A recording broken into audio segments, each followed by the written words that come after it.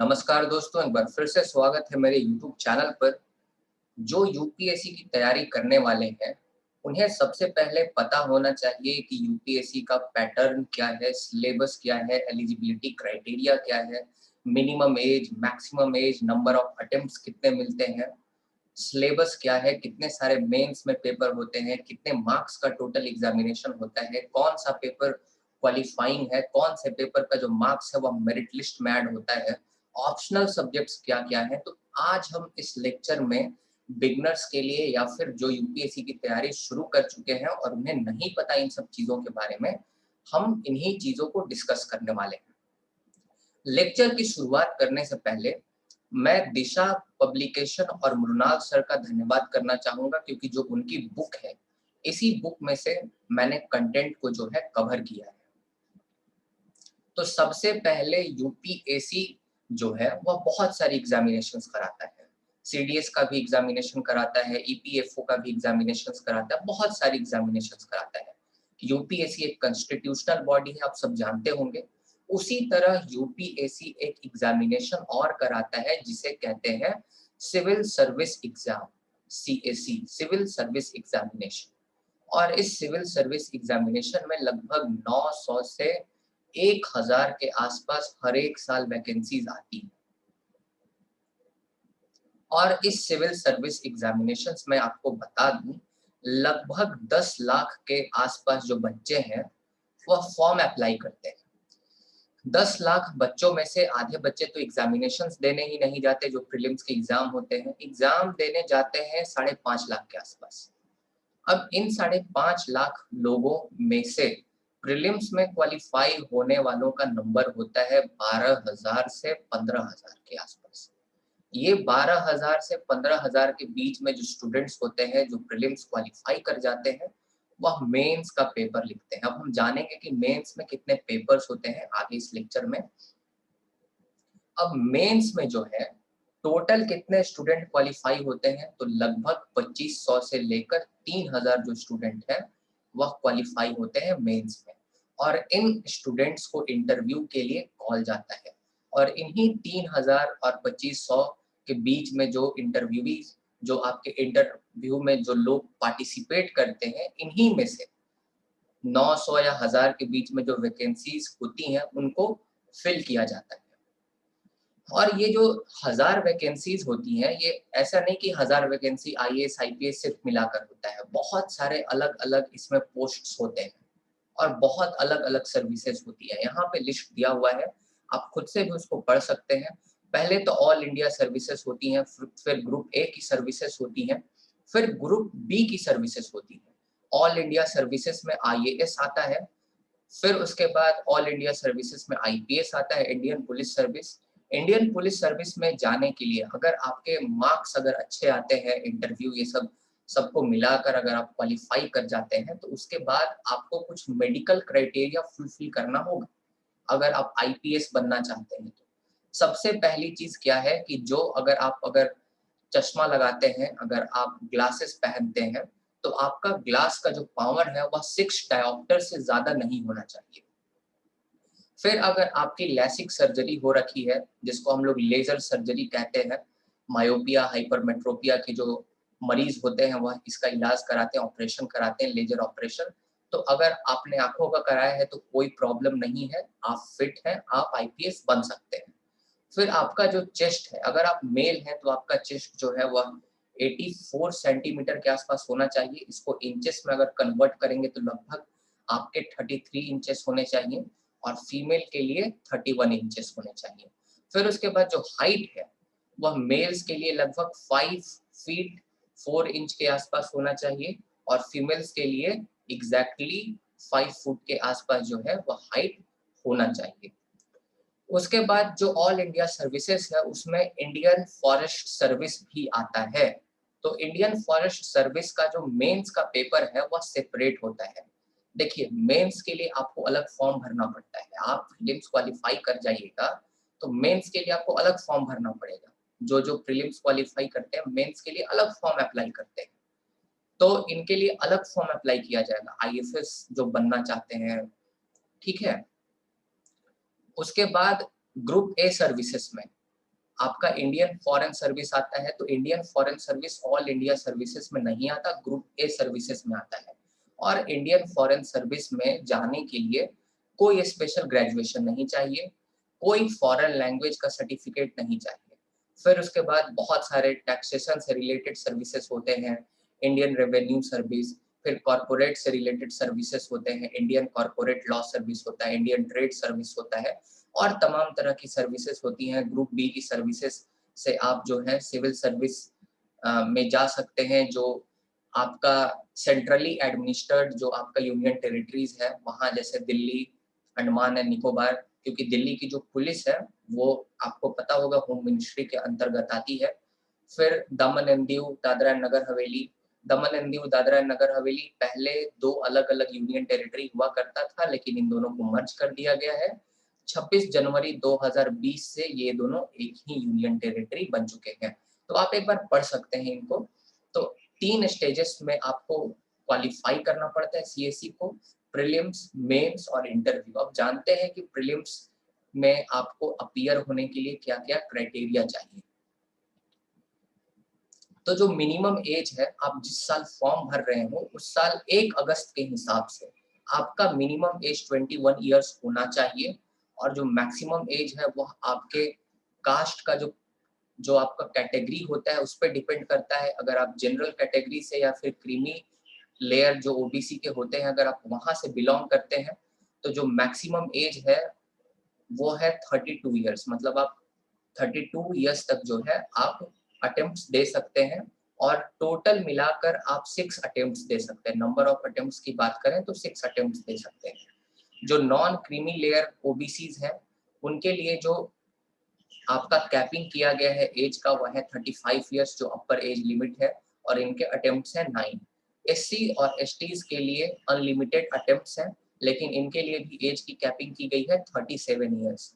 और जो physically handicapped है उनके कैटेगरी पे डिपेंड करता है कि वह कितना अटेम्प्ट देंगे, लेकिन इनके लिए मतलब ये मिनिमम 9 अटेम्प्ट्स दे सकते हैं और मैक्सिमम अनलिमिटेड अटेम्प्ट दे सकते हैं। लेकिन इनके लिए भी कैपिंग की गई है। इनका जो अपर एज लिमिट है वह 42 इयर्स तक है, आपको ये ध्यान रखना है। साथ ही साथ एज में और फी में कोई रिलैक्सेशन नहीं प्रोवाइड किया गया है ईडब्ल्यूएस को, मतलब इकोनॉमिकली जो वीकर सेक्शन है उनके लिए। साथ ही साथ एक चीज मैं आपको बता दूं कि अगर आप जम्मू एंड कश्मीर के डोमिसाइल हैं, मतलब आप वहीं के स्थानीय निवासी हैं, या फिर आप एक सर्विसमैन हैं, तो आपको फिर 5 साल का एडिशनल रिलैक्सेशन एज में मिलता है, लेकिन अटेम्प्ट्स में नहीं मिलता। अटेम्प्ट्स आपका सेम होगा। मतलब अगर कोई जम्मू एंड कश्मीर से जनरल बिलोंग करता है तो वह मतलब 5 साल इसका रिलैक्सेशन हो जाएगा। ये 37 इयर्स एज तक जो है वह एग्जामिनेशंस में बैठ सकता है, लेकिन टोटल मिलाकर ये 6 अटेम्प्ट्स ही दे सकता है। This is the case for the ex serviceman जो पहले भारत सरकार में एक तरह से नौकरी कर चुके हैं। उनके लिए भी जो एक्स सर्विसमैन है उनके लिए भी 5 साल का जो है एडिशनल छूट मिलता है, एज रिलैक्सेशन मिलता है सभी कैटेगरीज में। तो आपको ये समझ में आ गया होगा। फिर उसके बाद एकेडमिक क्वालिफिकेशन। तो जो आपका क्वालिफिकेशन है, आप बस ग्रेजुएट होने चाहिए। कोई मिनिमम परसेंटेज नहीं, कोई सीजीपीए नहीं, कोई मिनिमम ग्रेड नहीं। बस आपके हाथ में ग्रेजुएशन की मार्कशीट और डिग्री होनी चाहिए, और कुछ नहीं चाहिए यूपीएससी को। इवन जिन बच्चों का बैकलॉग भी लगा है या फिर बैक पेपर लगा है, जिसको हम लोग एटी केटी कहते हैं, वे बच्चे भी अप्लाई कर सकते हैं, और उनके साथ कोई भेदभाव नहीं करती यूपीएससी। इवन जो कॉलेज के टॉपर्स हैं, गोल्ड मेडलिस्ट हैं, वो भी अप्लाई कर सकते हैं। यूपीएससी इन सब चीजों से केयर नहीं करती। लेकिन मुरनाल सर जो है अपनी तरफ से एक एडवाइस दे रहे हैं सभी एस्पिरेंट्स को। यूपीएससी जो है ये टफ नट है, इसको जल्दी क्रैक करना पॉसिबल नहीं है। मैंने आपके साथ जो डाटा शेयर किया, जो साझा किया, उससे आपको पता चल गया होगा। तो इसीलिए आप अपने कॉलेज के स्टडीज को इग्नोर ना करें, क्योंकि अगर आप भविष्य में आरबीआई के एग्जामिनेशंस देना चाहेंगे, या फिर कैट के एग्जामिनेशंस देना चाहेंगे, या फिर और भी बहुत सारे ऐसे एग्जामिनेशंस होते हैं जहां मिनिमम परसेंटेज क्राइटेरिया होता है एप्लीकेशन फॉर्म फिल करने के लिए, तो इस स्थिति में फिर आपको प्रॉब्लम हो सकता है। इसीलिए यूपीएससी के प्रिपरेशन के लिए आप पूरी तरह से अपने कॉलेज के स्टडीज को इग्नोर ना करें। फिर जो अंडर ग्रेजुएट स्टूडेंट्स हैं, मतलब जो 6th सेमेस्टर में स्टूडेंट्स हैं, वह भी अप्लाई कर सकते हैं। मतलब जो 3rd ईयर में स्टूडेंट्स हैं वह भी अप्लाई कर सकते हैं यूपीएससी के लिए, जो लास्ट सेमेस्टर में है, ठीक है। लेकिन इसके लिए एक क्राइटेरिया फिक्स है कि आप जब मेंस का एप्लीकेशन फॉर्म भरें, अगर मान लीजिए आप प्रीलिम्स में पास हो गए, आप मेंस का जब एप्लीकेशन फॉर्म भर रहे हैं, तो उस समय आपके हाथ में फाइनल रिजल्ट होना चाहिए। मतलब सेमेस्टर का मार्कशीट उससे पहले आपके हाथ में होना चाहिए। मेनली मार्कशीट, सर्टिफिकेट तो बाद में भी आते रहता है, मार्कशीट होना चाहिए। फिर उसके बाद कुछ अमेरिकन और फॉरेन डिग्रीज को भी जो है मान्यता दी गई है, लेकिन हम इस पे डिस्कशन नहीं करते। अगर आपने अपने ग्रेजुएशन को डिस्टेंस लर्निंग से अगर पूरा किया है, तो फिर भी आप यूपीएससी का एग्जामिनेशन बहुत अच्छे से दे सकते हैं, कोई प्रॉब्लम नहीं है। बशर्ते आप जिस इंस्टीट्यूशन से डिस्टेंस एजुकेशन की मतलब किए हो, वो रिकॉग्नाइज्ड हो यूजीसी से या फिर एआईसीटीई से या फिर एनी लॉ के द्वारा उसको रिकॉग्निशन मिलना चाहिए। फिर उसके बाद जो एमबीबीएस किए हुए हैं, उनका जो है इंटर्नशिप कंप्लीट होना चाहिए यूपीएससी इंटरव्यू स्टेज होने से पहले। मतलब इंटरव्यू में जाने से पहले तक आपका जो है इंटर्नशिप पूरा होना चाहिए। ये सिर्फ एमबीबीएस के लिए है, जो मेडिकल स्टूडेंट्स हैं। उसके बाद हम प्रीलिम्स के सिलेबस की बात करेंगे और पेपर्स की बात करेंगे। तो प्रीलिम्स में 2 पेपर होते हैं, एक को हम लोग जीएस पेपर के नाम से जानते हैं और एक को हम लोग सीसैट कहते हैं, या पेपर 2, या इसी को एप्टीट्यूड के नाम से जाना जाता है।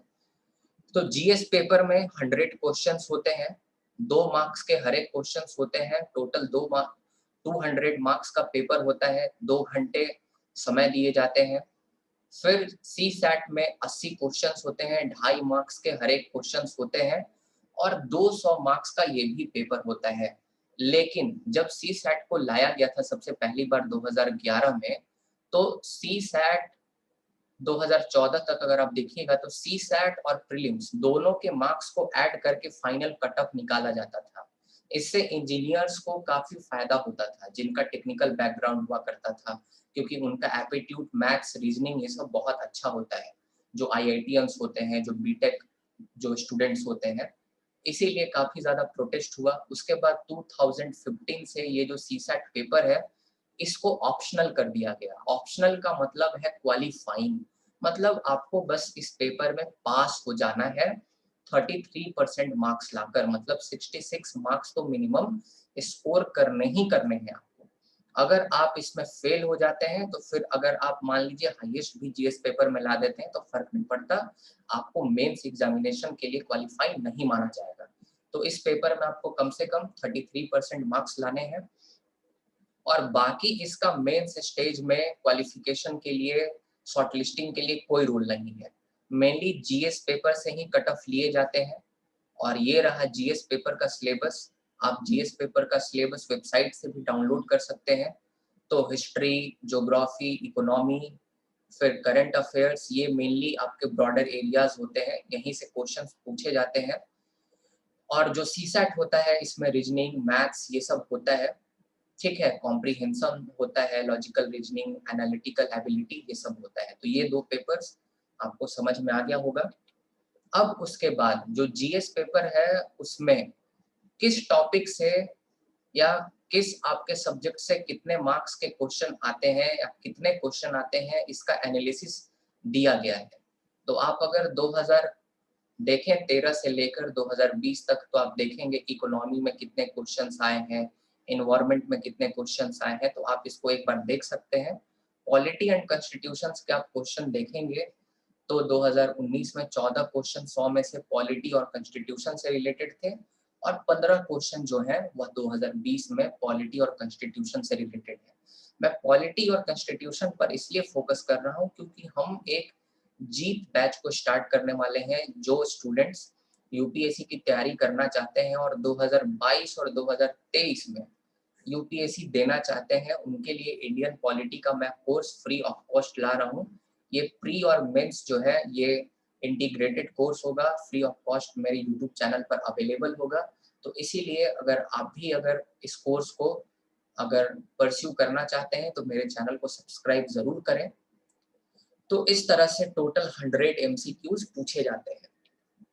अब कट ऑफ कितना जाता है, तो 2019 का कट ऑफ देखिए। जनरल का कट ऑफ मात्र 98 था, मतलब 200 मार्क्स में से 98 मार्क्स अगर जनरल ने लाया, जनरल कास्ट से जो बिलोंग करता है, जनरल कैटेगरी से, तो वो क्वालिफाइड है मेंस स्टेज के लिए। तो समझिए कि मतलब 50% से भी कम मार्क्स जो है वह कट ऑफ के लिए जाता है। इसीलिए मेनली स्टूडेंट्स टारगेट करते हैं 110 मार्क्स। जो 110 मार्क्स 15 मार्क्स ले आते हैं वह सेफ जोन में हो जाते हैं, उनका प्रीलिम्स क्लियर हो जाता है। इसी तरह से ईडब्ल्यूएस के लिए जो कट ऑफ होता है लगभग 90 के आसपास जाता है। ये वेरी भी करता रहता है, लेकिन ये एक एवरेज कट ऑफ है। मैं 2019 की बात कर रहा हूँ, लेटेस्ट कट ऑफ जो दे रखा है। ओबीसी के लिए लगभग 96 कट ऑफ था, एससी के लिए 82 और एसटी के लिए 77।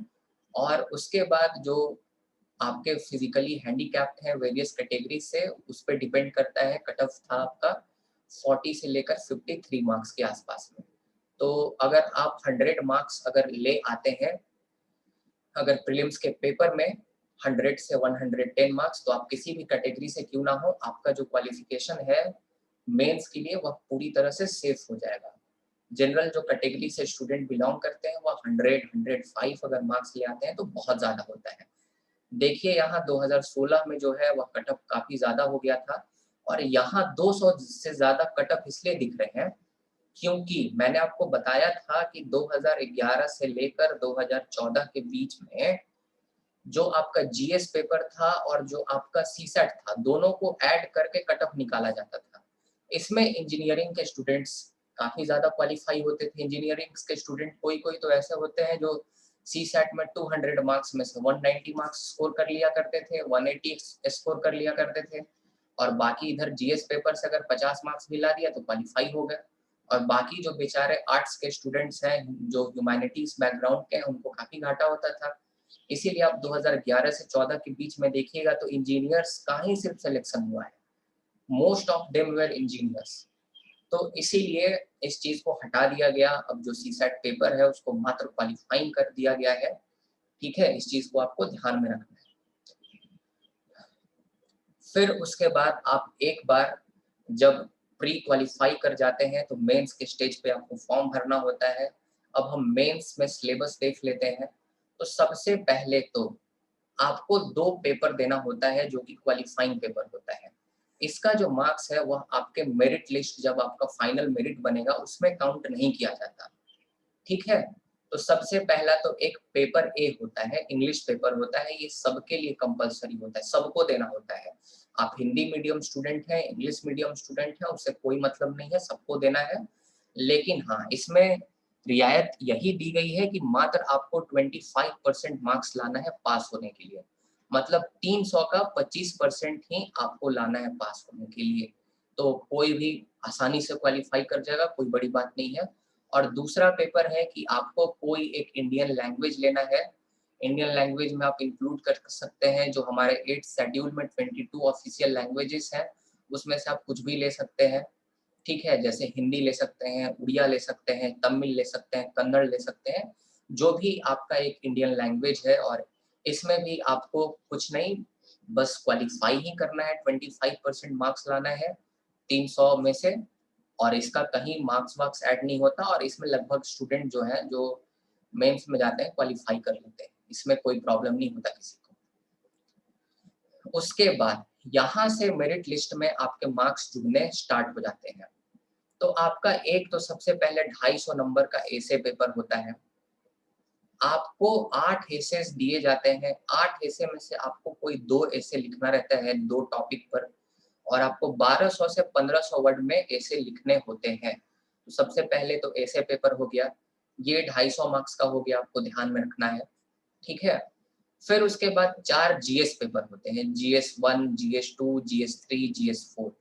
तो 250 नंबर के 4 जीएस पेपर होते हैं मेंस में। ये सबके लिए कॉमन होता है, एसए और जीएस तो सबके लिए ही कॉमन होता है। ठीक है, लेकिन वही जो जिस लैंग्वेज में दे रहा है उसको उसी लैंग्वेज में एसे लिखना होता है। तो 1000 नंबर का तो 4 आपका देखिएगा तो जीएस पेपर हो गया। 1000 मार्क्स का, 250 नंबर का 4 पेपर। तो जो आपका जीएस पेपर 1 है, इसमें मेनली आपको हिस्ट्री, सोशल साइंस और ज्योग्राफी पढ़ना होता है। आप इसका जो पूरा सिलेबस है वह डाउनलोड कर सकते हैं यूपीएससी के साइट से। लेक्चर काफ़ी लंबा हो जाता है, इसलिए मैंने पूरे सिलेबस को इंक्लूड नहीं किया। इस पेपर का नाम है Indian heritage and culture, history and geography of the world and society. यही 3 मेनली आपके एरियाज होते हैं जहाँ से क्वेश्चंस पूछे जाते हैं। फिर जो जनरल स्टडीज का पेपर 2 होता है, इसमें governance, constitution, polity, social justice और इंटरनेशनल रिलेशन से पेपर पूछे जाते हैं, क्वेश्चंस पूछे जाते हैं। ये भी पेपर 250 नंबर का होता है। फिर उसके बाद जो जीएस 3 होता है, इसमें technology, economic development, biodiversity, environment, security and disaster management, ये भी पेपर 250 मार्क्स का होता है। फिर उसके बाद आपका 4th पेपर होता है जिसको हम लोग एथिक्स पेपर भी कहते हैं। तो इसमें एथिक्स, इंटीग्रिटी, एप्टीट्यूड और केस स्टडी इंक्लूड होते हैं, और ये भी पेपर 250 मार्क्स का होता है। तो कुल मिलाकर कितने आपके मार्क्स के पेपर हो गए? पहला वाला तो 2 जो 300-300 नंबर का था, क्वालिफाइंग था, उसका तो मेरिट लिस्ट से कोई संबंध नहीं है।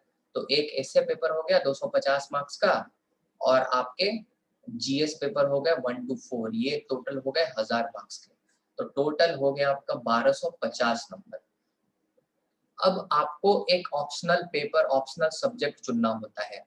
आप जो भी ऑप्शनल सब्जेक्ट चुनिएगा उसका 2 पेपर होता है, पेपर 1 और पेपर 2। दोनों पेपर 250-250 नंबर के होते हैं। मतलब कुल मिला के जो ऑप्शनल का वेटेज होता है, ये जो होता है 500 नंबर का होता है। 500 नंबर का वेटेज होता है। तो टोटल आप देखिएगा तो मेंस जो होता है वो 1750 नंबर का होता है। अब ऑप्शनल पेपर ही डिसाइड करता है कि आप क्वालिफाई करेंगे कि नहीं, क्योंकि जीएस और ऐसे तो सब दे रहे हैं।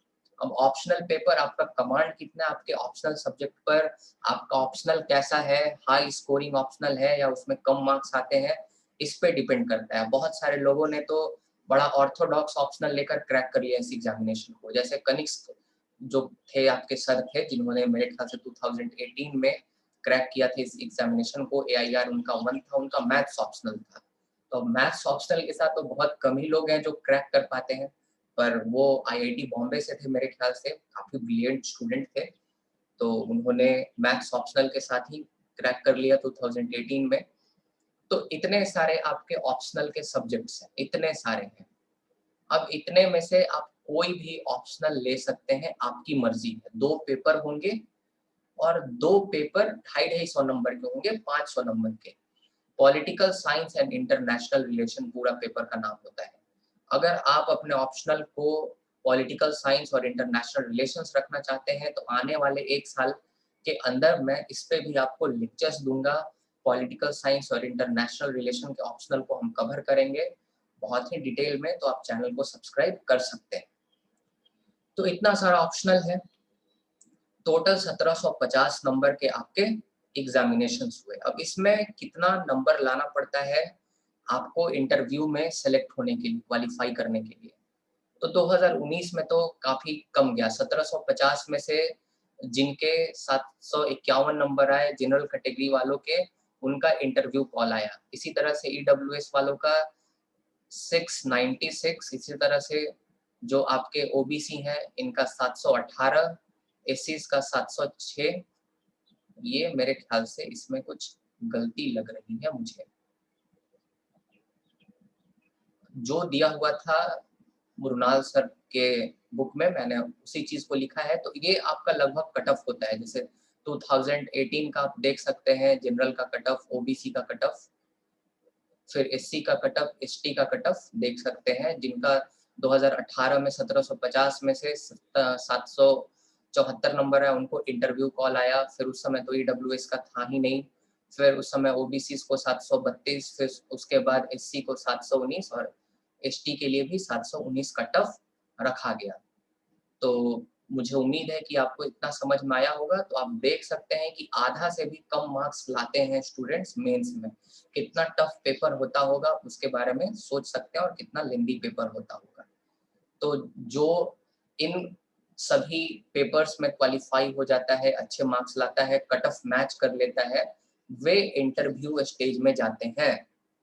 और जो आपका इंटरव्यू होता है ये देखिए टोटल, जैसा कि मैंने आपको बताया, एस्से का paper, GS1, GS2, GS3, GS4, optional paper 1, optional paper 2।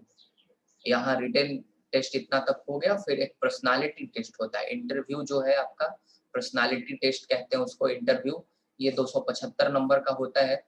जो मेंस में क्वालिफाई करते हैं और कट ऑफ मैच करते हैं अपने कैटेगरी के हिसाब से, उनको इंटरव्यू कॉल आता है। ऐसे स्टूडेंट्स की संख्या, जैसे मैंने पहले ही बताया, 2500 से लेकर 3000 के बीच में होती है।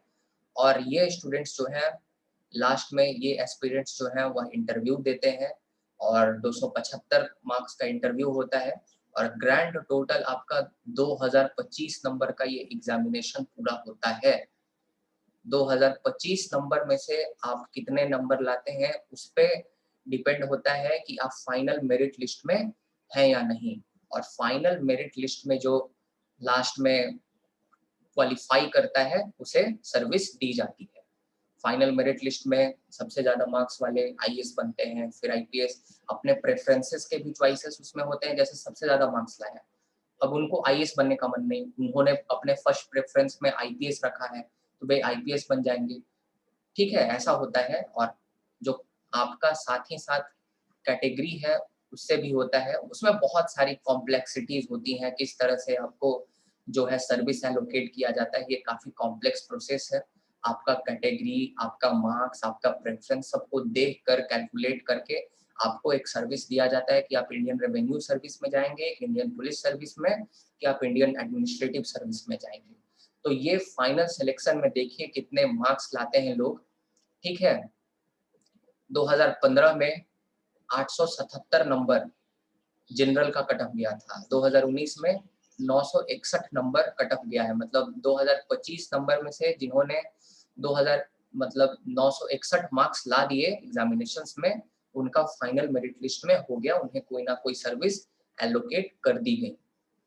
तो काफ़ी लो स्कोरिंग होता है, आप देख सकते हैं 50% से भी काफ़ी कम मार्क्स लोग स्कोर करते हैं, क्योंकि ये एग्जामिनेशंस दुनिया में एक सबसे टफ एग्जामिनेशंस माना जाता है। तो आप देख सकते हैं ये कैटेगरी वाइज आपका फाइनल सिलेक्शन लिस्ट में कितने मार्क्स लाने होते हैं ये दिया हुआ है। मुझे उम्मीद है कि आपको एग्जामिनेशन का पैटर्न पता चला होगा, एग्जामिनेशन से रिलेटेड जितना भी इंफॉर्मेशन होता है आपको पता चला होगा। तो जैसा कि मैंने आपको बता दिया जीत बैच के बारे में, अगर आप ज्वाइन करना चाहते हैं तो प्लीज़ सब्सक्राइब करें और शेयर करें इस वीडियो को। बहुत-बहुत धन्यवाद, लाइक करना ना भूलें। बहुत मेहनत से वीडियोज़ आप सबके लिए बनाता हूँ। फिर मिलते हैं अगले लेक्चर के साथ, तब तक के लिए धन्यवाद, अपना ख्याल रखें।